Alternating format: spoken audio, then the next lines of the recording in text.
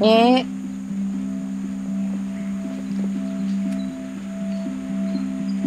Kuya. Kuya.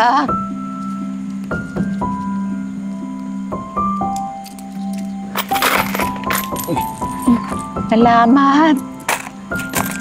Salamat po. Nay, kumain na po kayo? Oh, Nay, nasaan ba ang pamilya nyo?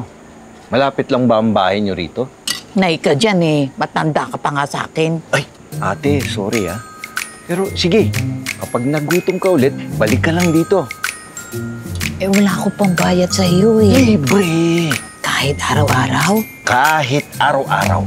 Napakabait mo naman. Hindi ko ikakahirap ang isang lomi. Alam mo, balang araw, magbubunga yung kabaitan mo. May gusto ka ba?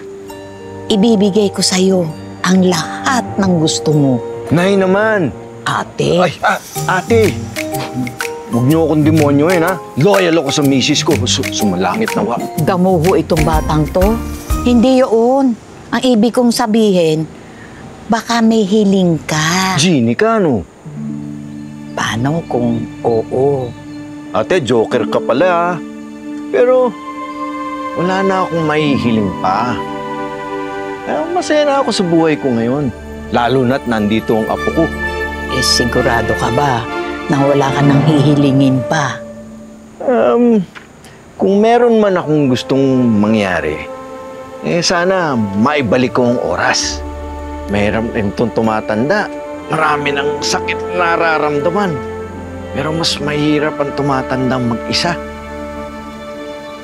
Sana pwede akong bumalik sa pagkabata. Pero imposible naman yun, di ba, Nay? Nay?